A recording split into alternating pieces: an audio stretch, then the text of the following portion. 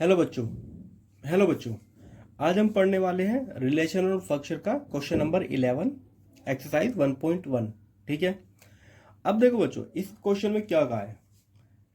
ए हमने एक सेट माना है जिसके अंदर क्या है, पॉइंट्स इन द प्लेन। मान लेते एक प्लेन है ये, ठीक है, इसको एक्स मानो और ये हो गया हमारा वाई। तो ये एक प्लेन है, ठीक है। इसके ऊपर जितने भी पॉइंट्स हैं वो सब हमने सेट के अंदर ले लिए हैं।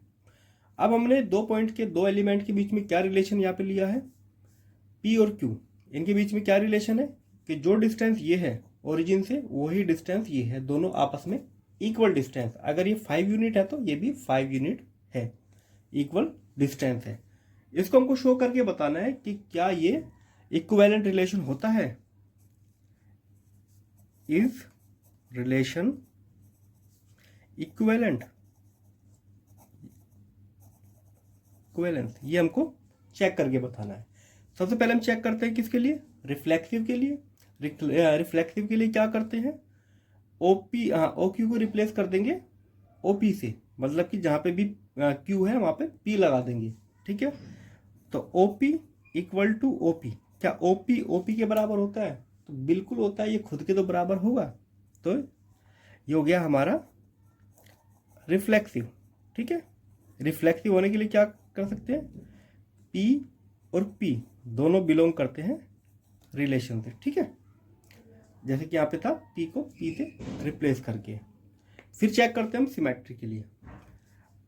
इफ ओ पी बराबर है ओ क्यू के, तो सीधी सी बात है बच्चों, ओ क्यू बराबर होगा ओ पी के, दोनों आपस में इक्वल ही तो है। तो ये हो जाएगा हमारा यहाँ पे सिमेट्रिक, ठीक। अब आते हैं अपने ट्रांजिटिव पे। अगर मान लेते हैं एक तीसरा पॉइंट मैं यहाँ पे ड्रॉ कर देता हूँ, तीसरा पॉइंट मैं करता हूँ यहाँ पे ड्रॉ, ठीक है। इस पॉइंट का नाम लगभग पी क्यू आर ले लेते हैं इसका नाम, ठीक है।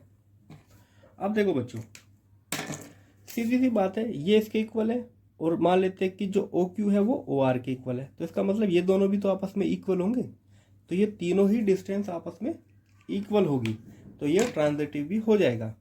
अब देखो, ओ पी बराबर है ओ क्यू के, ओके,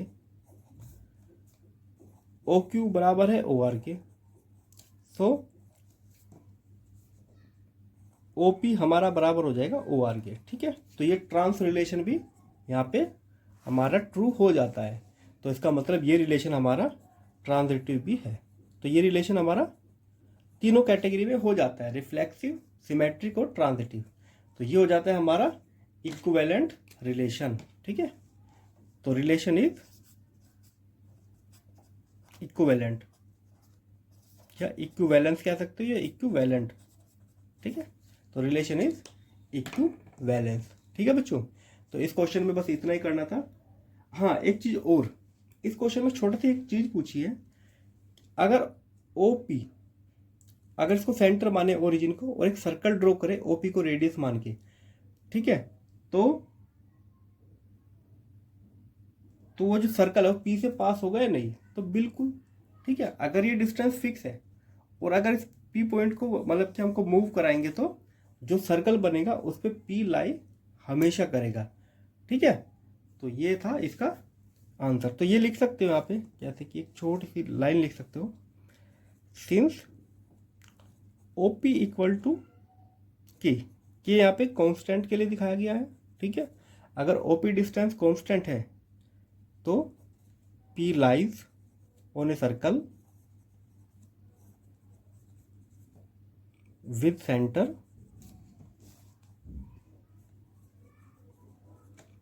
एट द ओरिजिन, ठीक है।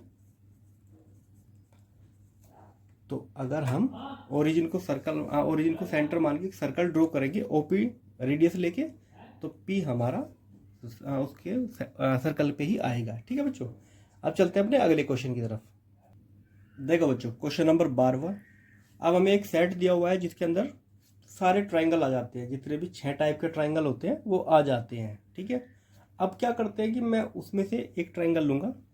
रिलेशन क्या बताता है, दो ट्राइंगल के बीच में T1 और T2 के बीच में क्या रिलेशन है, T1 is similar to T2, मतलब कि जो शेप है T1 और T2 की दोनों की सेम है, इसलिए वो सिमिलर है, देखने में सिमिलर है। हाँ, साइज छोटा बड़ा हो सकता है, एक ट्रायंगल छोटा हो सकता है, एक ट्रायंगल बड़ा हो सकता है, पर जो डिज़ाइन है वो एक ही जैसा है, ये हमको देखना है। ठीक है, इसका उद्देश्य हमको चेक करके बताना है कि क्या ये जो हमारा ट्रायंगल है, ये जो रिलेशन है, ये इक्विवेलेंट रिलेशन है या नहीं है।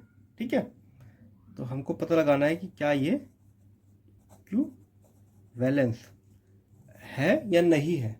ठीक है, अब देखो बच्चों, इस ट्रायंगल पे आते हैं, ये इस रिलेशन को लगता है। सबसे पहले हमको क्या करना है, T2 को रिप्लेस कर देना है T1 से। तो क्या T1 जो ट्रायंगल है वो T1 के खुद के ही सिमिलर होता है, खुद के जैसा होता है? तो बिल्कुल ये खुद के जैसा होगा, तो इस केस में क्या आएगा, ये रिफ्लेक्सिव हो गया। ठीक है, सेकंड केस, अगर T1 सिमिलर है T2 के, तो सीधी सी बात है T2 सिमिलर होगा T1 के। इन दो ट्रायंगल को देखो, T1 और T2, अगर ये इसके सिमिलर है तो ये भी तो इसके सिमिलर है, तो रिवर्स में भी ट्रू हो जाता है। तो ये रिलेशन हो गया हमारा सिमेट्रिक। ठीक है, तीसरी बात, अगर ये दोनों ट्रायंगल सिमिलर है और ये दोनों ट्रायंगल सिमिलर है, तो सीधी सी बात है ये ट्रायंगल भी सिमिलर होंगे। कॉमन सी बात है, कॉमन सेंस की बात है। अगर T1 सिमिलर है T2 के, T2 सिमिलर है T3 के, तो T1 ऑल्सो सिमिलर होगा T3 के।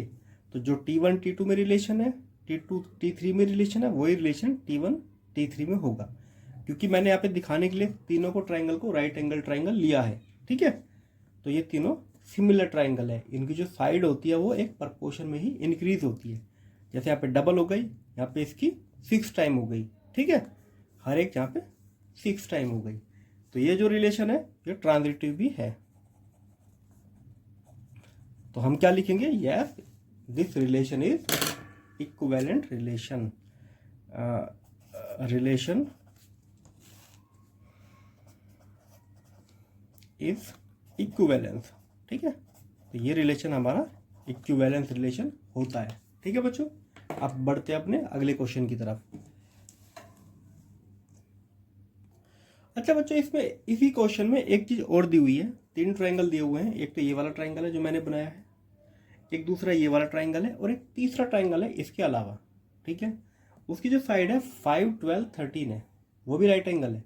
तो उन्होंने पूछा है कि इन तीनों ट्रायंगल में क्या रिलेशन है। तो सीधी सी बात है, ये जो रिलेशन है राइट एंगल ट्रायंगल वाला रिलेशन है। ठीक है, तो इसमें जिसमें पाइथागोरस हमारी प्रूव हो जाती है, तो वो राइट एंगल ट्रायंगल होता है। ठीक है, ये दोनों राइट एंगल है, और जो तीसरा ट्रायंगल क्वेश्चन में दिया है वो भी राइट एंगल ट्रायंगल ही है। तो बस हमको लिखना है yes this triangle are right angle.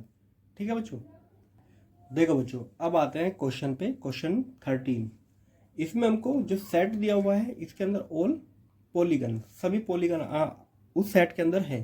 ठीक है, अब क्या होता है कि हमको दो पॉलीगन में रिलेशन क्या बताना है कि P1 और P2 वो पॉलीगन्स है जिनके पास इक्वल नंबर ऑफ सेट है। ठीक है, तो जैसे मैंने मान लिया कि मैंने जो पॉलीगन माना है वहाँ उसके पास 5 साइड है। ठीक है, तो मैंने P1 P2 P3 तीनों माने जिनके पास 5-5 साइड है। तो मुझको इसी में प्रूव करके बताना है कि क्या ये पॉलीगन हमारे इक्विवेलेंट रिलेशन है या नहीं है। अब सबसे पहले हम क्या करते हैं, हमको पता है कि P2 को हटा के P1 लिखना है, तो साइड्स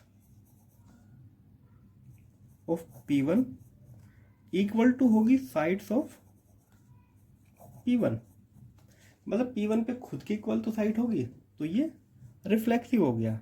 तो P1 बिलोंग करेंगे रिलेशन से, तो ये हो जाएगा हमारा रिफ्लेक्सिव। देखो बच्चों, इन क्वेश्चन में इक्वल का साइन आ रहा है। ठीक है, तो इसका मतलब ये इक्विवेलेंट तो होंगे ही। दूसरी बात करते हैं, अगर जो साइड्स है P1 equal to sides of P2, अगर P1 की साइड P2 के इक्वल है, इसके पास 5 साइड है, इसके पास भी 5 है, तो दोनों के पास 5 ही तो है। तो P1 P2 अगर रिलेशन P2 P1 दोनों ही हमारे रिलेशन को होल्ड करके रखते हैं, तो ये हमारा सिमेट्रिक हो गया है। ठीक है, दोनों के पास अगर मान लेते हैं एग्जाम्पल के लिए 5-5 साइड है तो इक्वल तो है ही। तीसरी बात, अगर इन दोनों के पास सेम नंबर ऑफ साइड है, इसके पास 5 है, इसके पास भी 5 है, ठीक है, इन दोनों के पास इक्वल है, इसके पास भी 5 है, इसके पास भी 5 है, बस क्या है मैंने इसको थोड़ा सा उल्टा कर दिया इसको। तो हमें यहाँ पे उस चीज़ को नहीं देखना है, हमें सिर्फ देखना है नंबर ऑफ साइड्स। इसके पास भी 5 है, इसके पास भी 5 है, तो इन तीनों के पास 5-5 साइड हमारी है, तो ये दोनों भी आपस में क्या होंगे, इक्वल नंबर ऑफ साइड, ठीक है। तो देखो बच्चों, इफ P1 के पास जो साइड है P2 के इक्वल है, ठीक है, साइड्स, उसी तरह P2 के पास जो साइड्स है वो इक्वल है P1 के P3 के। So sides of P1 equal to sides of P3, तो ये ऑटोमेटिक सी बात है, इक्वल तो होंगी, तो ये ट्रांजिटिव भी हो गया है। तो जो हमारा रिलेशन है वो इक्विवेलेंट रिलेशन होता है। तो रिलेशन इज इक्विवेलेंट या इक्विवेलेंस, ठीक है, तीनों में हमारा ये आता है। ठीक है बच्चों, चलते हैं अब अगले क्वेश्चन पे, क्वेश्चन नंबर 14 पर। चलो बच्चों, हमारा क्वेश्चन क्या है, हमारे पास सेट L है जो एक प्लेन XY प्लेन में, ये हमारा XY प्लेन है, इसके अंदर सभी लाइनों को दिखाता है, ठीक है। जरूरी नहीं सारी लाइन पैरेलल ही हो, कुछ इंटरसेक्ट करेगी, कुछ 90 डिग्री पे होगी, कुछ इधर उधर जाएगी, ठीक है, पर हमको थोड़ा सिंपल रखना है।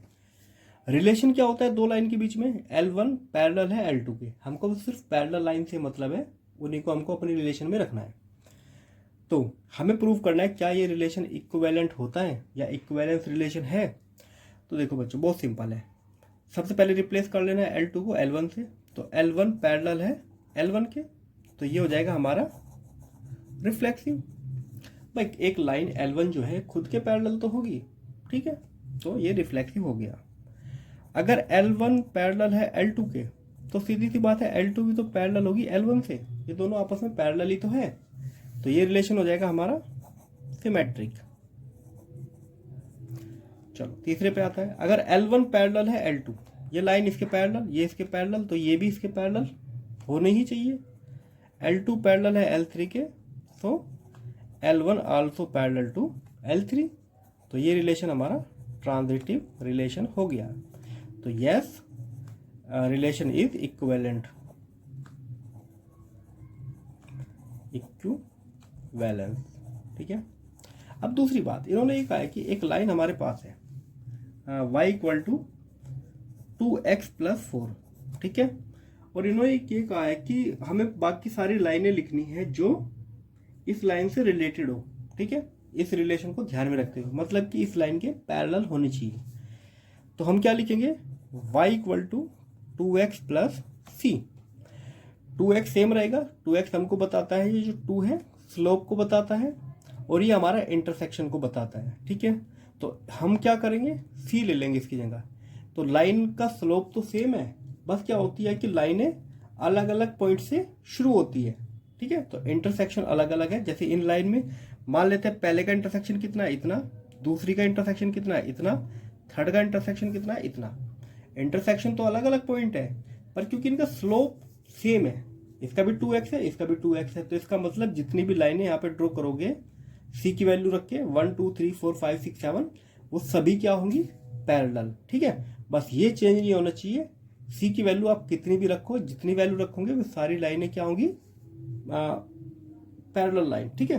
बस एक तरह से हम क्या करते हैं, जैसे मान लेते हैं अगर मैं ऐसी भी लाइन एक ड्रॉ करूँ, ठीक है, ऐसी लाइन ड्रॉ करूँ और मैं बस क्या करूँ, अपने स्केल को ऊपर की तरफ लेके जाऊँ, तो सिर्फ स्लोप तो सेम रहेगा, तो सिर्फ चेंज क्या हो रहा है मेरा, इंटरसेक्शन। इंटरसेक्शन क्या होता है, जो y एक्सिस पे कट करता है, ठीक है। हम स्लोप नहीं चेंज कर रहे हैं, जितना हमारा स्केल मुड़ा हुआ है उतना ही हमारा इंक्लाइंड रहेगा स्केल, बस हम क्या कर रहे हैं, इसको धीरे धीरे ऊपर की तरफ लेके जा रहे हैं, इंटरसेक्शन जो c की वैल्यू है वो चेंज कर रहे हैं। ऐसा करने से सारी लाइनें जो बनेंगी वो सभी पैरेलल होगी, ठीक है बच्चों। तो ये था हमारा क्वेश्चन नंबर 14। तो अब मिलते हैं क्वेश्चन नंबर 15 और 16 पे। वैसे तो काफी सिंपल है, ठीक है, वैसे आप वो वाला क्वेश्चन कर सकते हो, क्वेश्चन नंबर 15 और 16। बाकी हम इसके नोट्स वगैरह अपनी वेबसाइट पे भी और यूट्यूब चैनल पे भी डाल देंगे, जल्द से जल्द डाल देंगे, ठीक है बच्चों। अगर इन क्वेश्चन से रिलेटेड कोई डाउट है तो आप हमसे कमेंट में पूछ सकते हो। अब हम मिलते हैं अपने नए टॉपिक के साथ, टाइप ऑफ फंक्शन। ठीक है बच्चों।